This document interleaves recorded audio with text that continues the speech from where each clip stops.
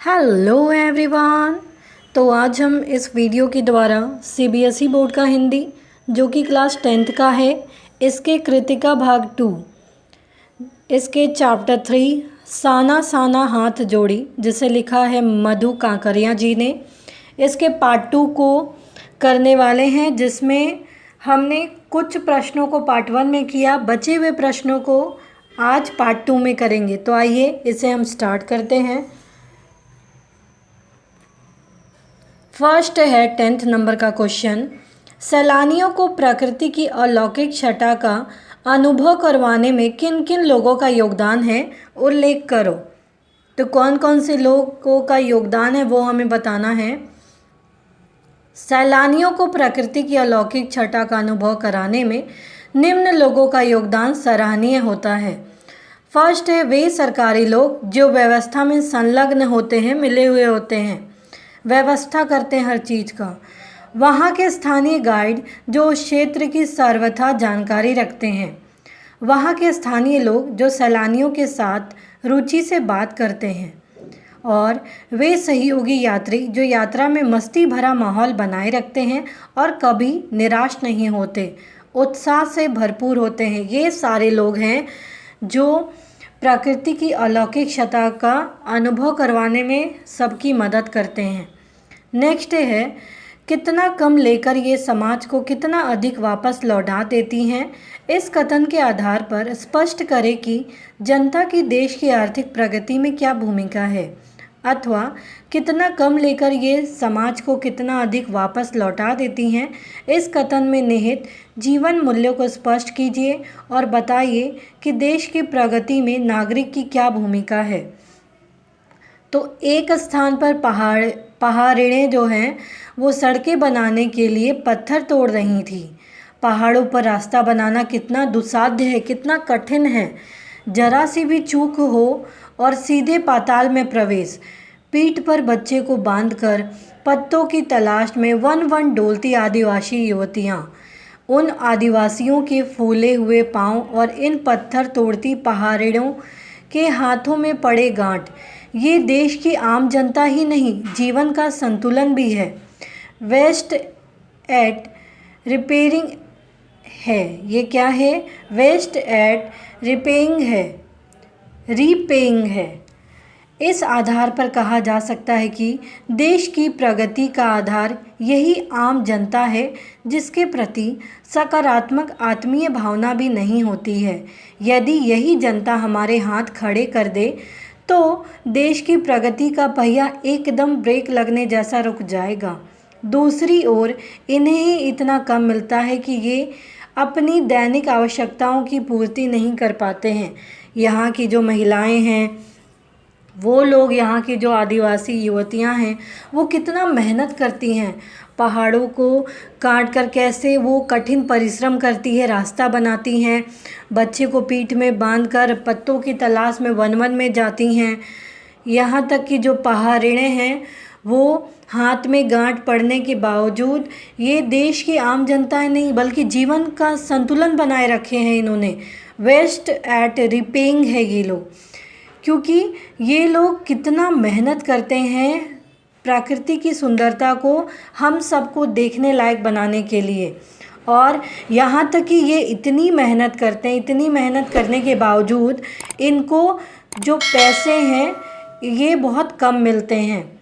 अगर ये लोग इतनी मेहनत नहीं करें तो एकदम से जो प्रगति है, सक्सेस करने का जो रास्ता है वो एकदम से ब्रेक लग जाएगा, क्योंकि ऐसी ऐसी सुंदर जगहें कोई देख नहीं पाएगा, अपनी प्रकृति को महसूस नहीं कर पाएगा।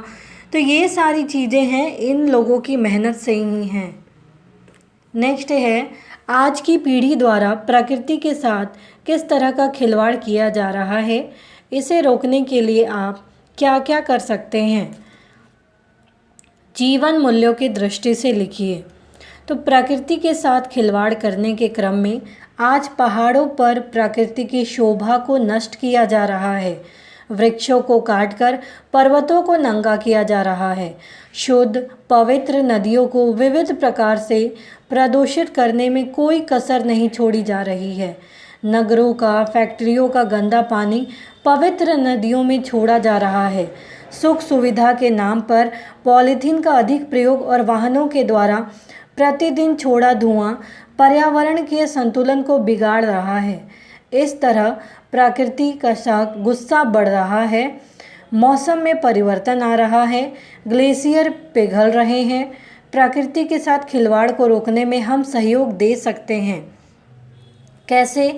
वर्तमान में खड़े वृक्षों को न काटे और न काटने दें। यथासंभव वृक्षारोपण करें और दूसरों को वृक्षारोपण के लिए प्रेरित करें। वाहनों का प्रयोग कर यथासंभव कम करें। वाहनों का जो प्रयोग है वो कम से कम करें। सब्जी लाने और व्यर्थ सड़कों पर घूमने में वाहनों का उपयोग न करें। पॉलीथीन, अपशिष्ट पदार्थों तथा नालियों के गंदे पानी को नदियों में न जाने दें।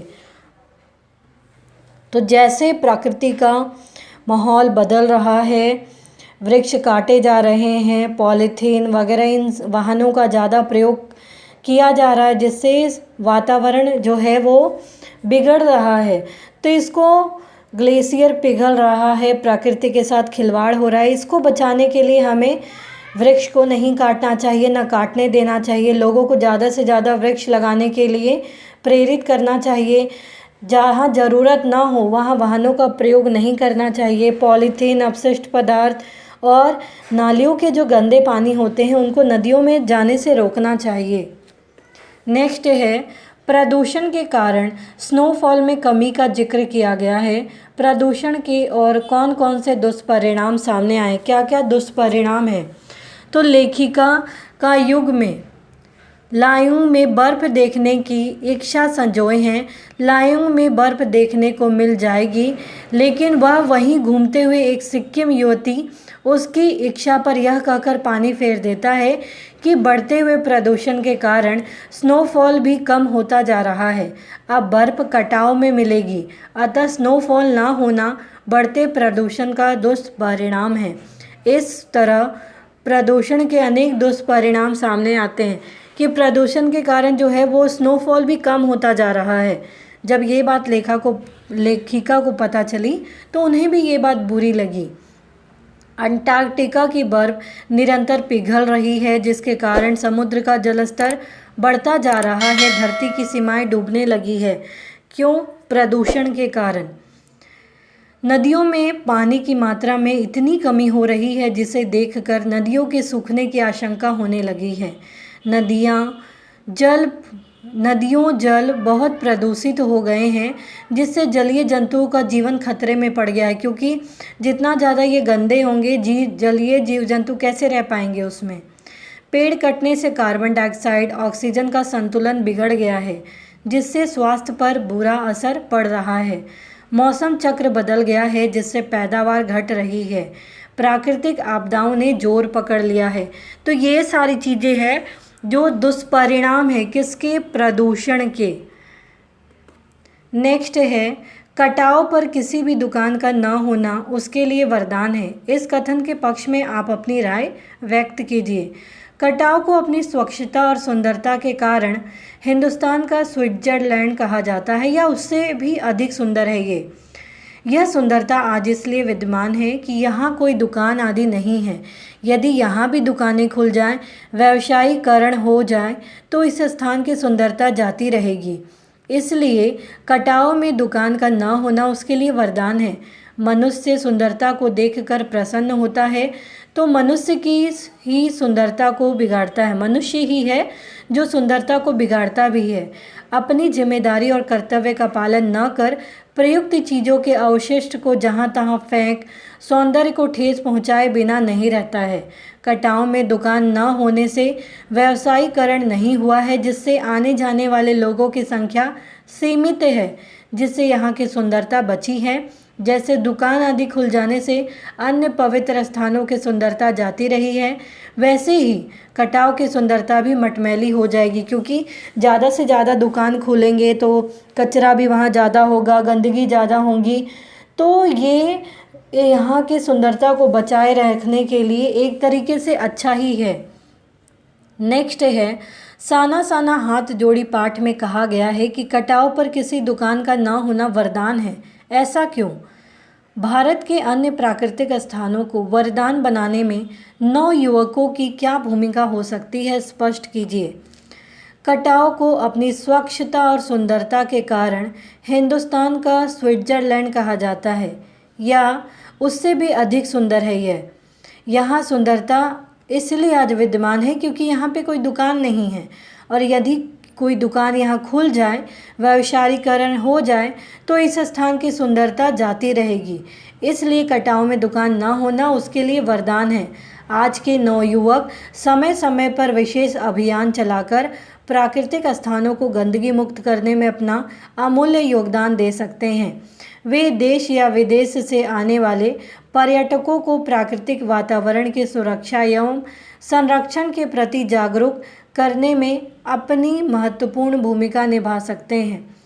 तो लोग जो है, युवक जो है, नवयुवक, वो लोगों को आंदोलन चलाकर जागृत कर सकते हैं, अभियान चलाकर जागरूक कर सकते हैं। यहाँ पे ये CBSE 2008 लिखा है, इसे आप कट कर दीजिएगा। तो लोगों को जागरूक करना, अपने आसपास के लोगों को ज़्यादा से ज़्यादा जागरूक करना, इसके लिए अभियान चलाना, तो इस तरीके से वो प्रकृति की सुंदरता बनाए रखने में अपना योगदान दे सकते हैं। नेक्स्ट है, प्रकृति ने जल संचय की व्यवस्था किस प्रकार की है। तो प्रकृति के द्वारा जल संचय की व्यवस्था हिम शिखरों के रूप में अद्भुत ढंग से की गई है। प्रकृति सर्दियों में बर्फ़ के रूप में जल संग्रह कर लेती है, और गर्मियों में पानी की जब त्राही मचती है तो ये बर्फ़ शिलाएँ पिघल पिघल कर जलधारा बन हमारे सूखे खंडों को तरावट पहुंचाती है। कितनी अद्भुत व्यवस्था है जल संचय की। इस प्रकार प्रकृति के द्वारा जल संचय की व्यवस्था की। पहाड़ों पर जाड़े में बर्फ़ के पहाड़ बन जाते हैं, और हिम शिखर पिघलकर नदियों के द्वारा के कृषि की और लोगों की और धरती की प्यास बुझाते हैं। तो कितना सुंदर है जल संचय करने का तरीका कि सर्दियों के दिन में बर्फ़ जम जाती है और गर्मियों में पिघल कर ये लोगों को मदद पहुंचाती है। नेक्स्ट है, देश की सीमा पर बैठे फौजी किस तरह की कठिनाइयों से जूझते हैं, उनके प्रति हमारा क्या उत्तरदायित्व होना चाहिए। या अथवा देश की सीमा पर बैठे फौजी कई तरह की कठिनाइयों का मुकाबला करते हैं, सैनिकों के जीवन से किन किन जीवन मूल्यों को अपनाया जा सकता है, चर्चा कीजिए। अथवा आप चैन की नींद सो सकें इसलिए तो हम पहरा दे रहे हैं। एक फौजी के इस कथन पर जीवन मूल्यों की दृष्टि से चर्चा कीजिए। तो देश की सीमाओं पर बैठे फौजी उन सभी विषमताओं में जूझते हैं जो सामान्य जनजीवन के लिए अत्यंत कठिन है, क्योंकि जैसे नॉर्मल लोग, सामान्य लोग अपना जीवन बिताते हैं, उस तरीके से देश के फौजी नहीं बिताते हैं।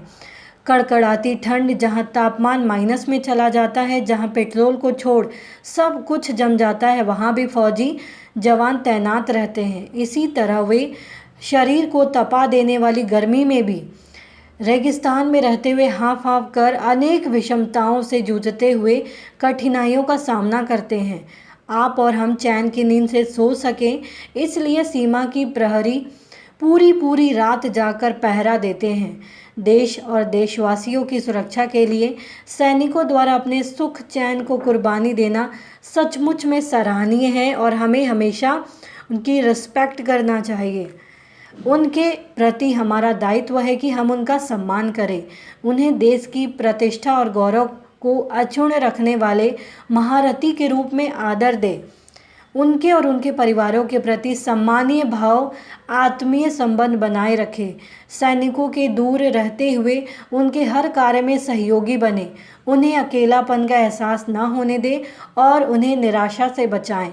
सैनिकों के जीवन से निम्नलिखित जीवन मूल्यों को अपनाया जा सकता है, जैसे क्या क्या है वो। कर्म के प्रति निष्ठा एवं ईमानदारी, देशभक्त की भावना, देशभक्ति की जो भावना है, विपरीत परिस्थितियों में भी जूझते रहने की प्रकृति, दृढ़ इच्छा शक्ति, देश हित को सर्वोपरि मानने की भावना, ईमानदारी पूर्वक कर्म के प्रति समर्पण, ये सारी चीज़ें हमें सैनिकों से, अपने फौजियों से सीखनी चाहिए कि किस तरीके से वो लोग कठिनाइयों का सामना करते हुए भी हम सबको सुरक्षित रखने के लिए देश की सेवा करते हैं।